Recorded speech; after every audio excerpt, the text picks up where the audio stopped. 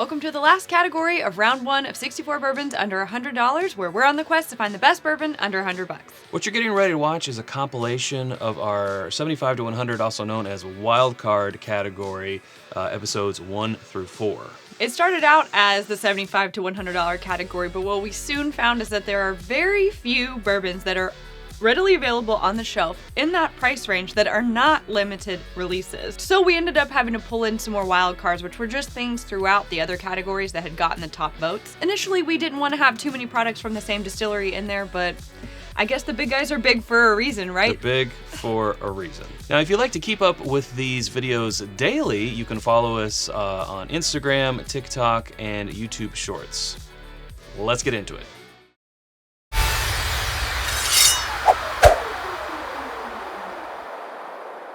I know, this is Bourbonnais. Familiar, right? Right. I just get the dark, toasty sugars and vanilla. I love that.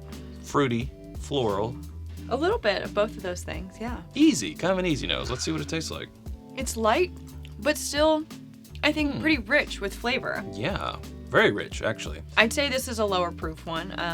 If it's above 100, I'd be surprised. Very drinkable.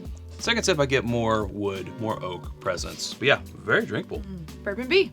This one has a nose that reminds me of carrot cake with cream cheese frosting. Oh. I'm in a cake mood lately. I think I just need a good slice of cake. Someone get this woman some cake.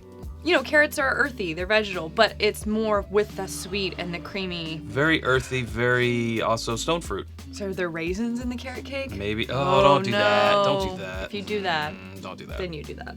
Richness on this one. And it's a little bit oily. It is. I think it's a little bit higher proof than A. But this is tough because I like the flavors on both of these a lot. Yeah, there's a syrupiness to B, almost a little bit of maple, definitely brown sugar, oak that starts on the palate but continues through to the finish. Pepper clove on the finish.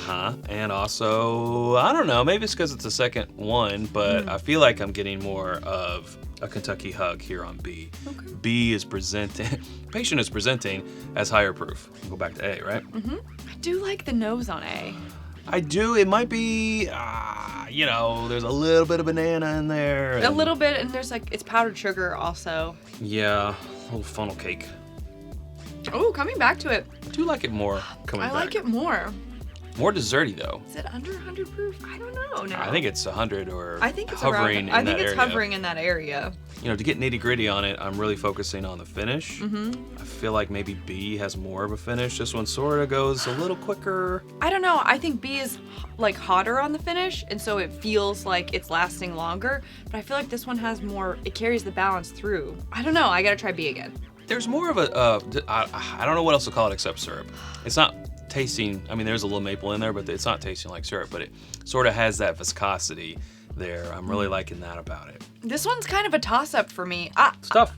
I think I'm leaning A. I think I'm leaning B. Okay. B is hotter. B is hotter. I will give you that. All right, so we're split on this one again. Even though I really could go either way, my instinct's telling me I'm liking A better. Yeah, and same, but with B. With B. So you are liking Four Roses Small Batch Select better, and I'm liking Maker's 46 better. Whoa. You've always put 46 lower on your liking list of Makers. I have. I didn't think I liked it that much. Wow, I'm surprised. Like I said, really could have gone either way, but I was leaning a little bit more 46 today. That's what this bracket is all about, right? For sure. Yeah, loving that. Okay, well, we'll see what happens tomorrow. Until then, drink more bourbon.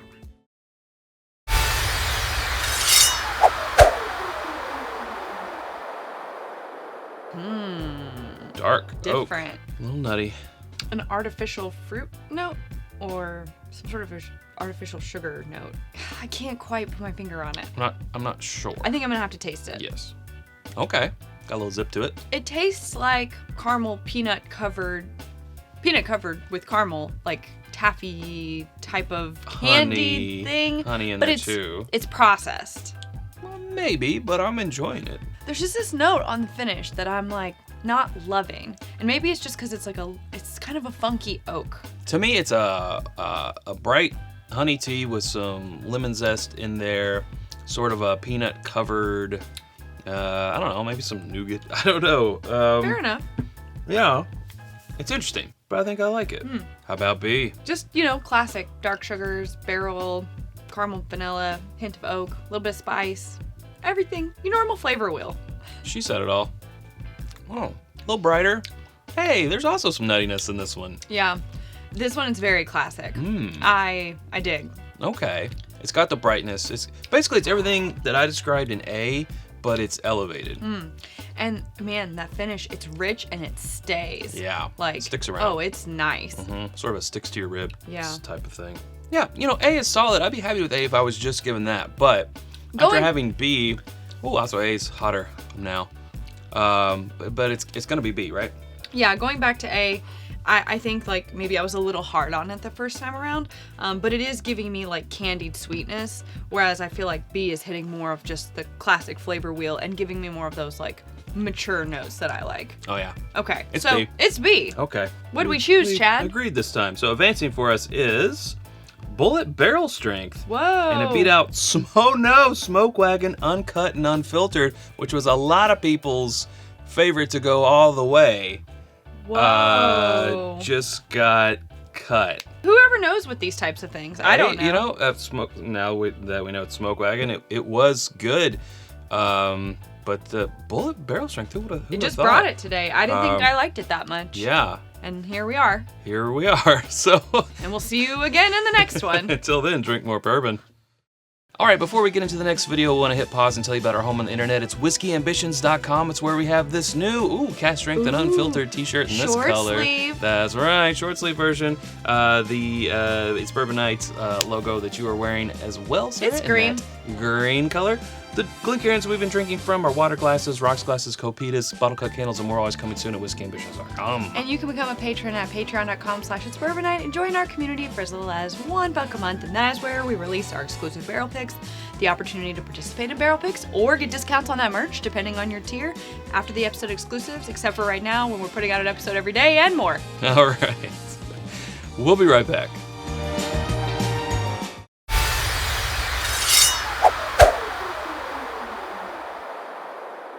These are blind. We know this as Bourbonnais. Well, that's fruity. I have a hunch. I'm gonna ignore it. Shh. Ignore those voices. Tell you to stop. burn things. Banana nut bread, orange. Bubble gum. A little bit of bubble gum. Double bubble. Double bubble. Specifically where it's like chalky on the outside. All right then. Oh, more grain forward. More grain forward than I was expecting. So I gotta say, my instinct on the nose was this smells like a Brown-Forman product. On the palate, it does have a little bit of grain forwardiness that makes me think, oh wait, that's not it. Right, now I'm very second guessing that. Guess. Very much, yeah. It still has those same notes that are kind of synonymous with Brown Forester and like mostly for Brown Forester? Brown Forester. Brown-Forman and Old Forester more specifically. That's a lot of words and I just mashed them all together. You did. Yeah, much more grain forward than I was expecting. I don't know what this is. To me, I'm thinking it's something of the Wildcard variety, so not a $75 to $100 Maybe. drinker because I don't think it would taste like that. Well, the proof isn't, I'm not getting a high perception of proof. Let's go on to B. There we are. Hello, home. It's because, wait for it, it's nutty. Yep. It's a little nutty. Yeah, it is very much so. And it's kind of like stale peanuts and shells. I'm there for it. Yeah, stale buckets of peanuts at your favorite Roadhouse. I'm there for that Roadhouse smell. And the rolls with cinnamon butter. Please.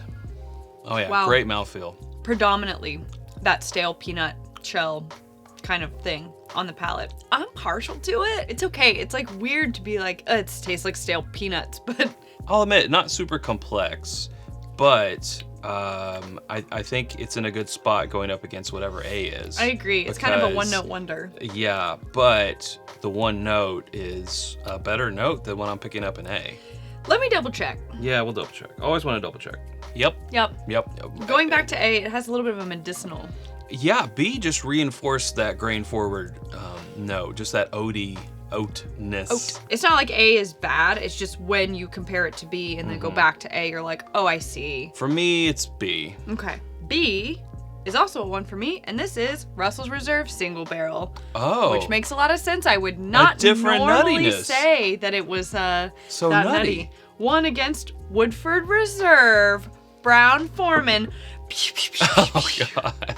So I was right in the Brown-Forman, wrong in the Old Forester, but that makes sense now. Yeah, I almost said, oh, Sarah, I feel like it tastes like 90.4 proof, which I should have because I would Oh my have gosh. nailed it there. Yeah, that's what you should have done, but you So didn't. Woodford Reserve in here because it was a wild card, which means in the price category that it lives in, it was not one of the top 16th most voted. But it was highly voted. But it was highly voted, more highly voted than, say, like 6th or 7th or 8th spot in the 75 to 100. That's why we slid those in as wild cards into this this category. So it went up against an actual $75 to $100 Sure. beast in Russell's Reserve. For sure. And I can see how that would not stand up. All right, well, that'll do it for us. We'll see you all tomorrow. Until then, drink more bourbon.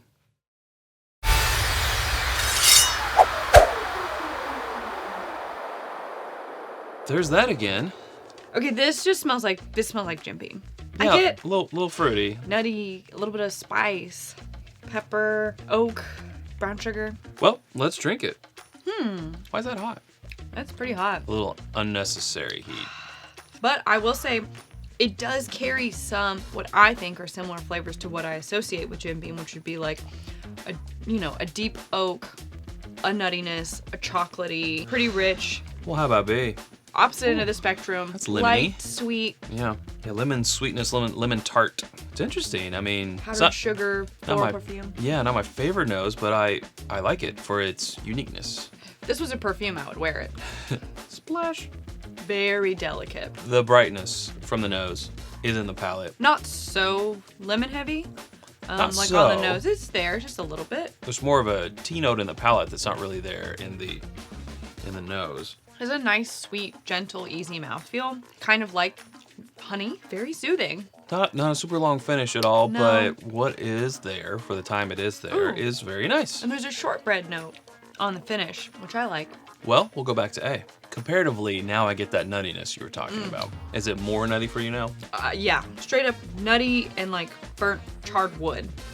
That's what I get. It's a little tannic on the finish. I think it's so Woodford that's why. I'm liking A better now after coming off of Bourbon B, but it does have a heat there that I feel like isn't super necessary. Not that I'm minding it, but this is all about being nitpicky. I'm liking things about B, the brightness, but it is super delicate. It's not a long finish. But that's nice when you're not comparing it to A. Right. Things I like about A. I like the nutty, I like the dark oak, I like the proof. But I feel like it's maybe a little too much.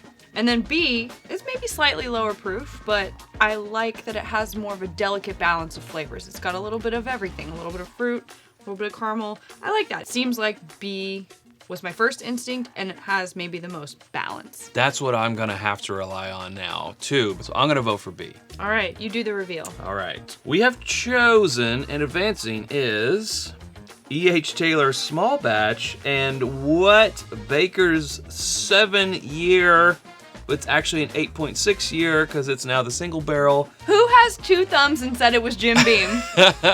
Wow, and I wasn't getting the classic Buffalo Trace notes. Neither was I. On B I was not. at all. This was, I don't think that you would think that this would be a really good matchup, but if you have these at home, I think this is actually a fun matchup. A 107 versus a 100 proof. If so you knew pretty ahead, close. it would have to be double blind though, because if you knew, you're going to be able to tell which one's which. I'm sure there's a lot of people out there, a chorus of comments that's going to say, well, I can't even find E.H. Taylor Small Batch, so why is it even in this bracket? Because you all voted for it. It's in this bracket because it was voted for immensely. Yeah. So maybe you can't find it, but there are a lot of people out there that apparently can find it for this price point. All right, folks, we'll see you all in the next one. Until then, drink more bourbon.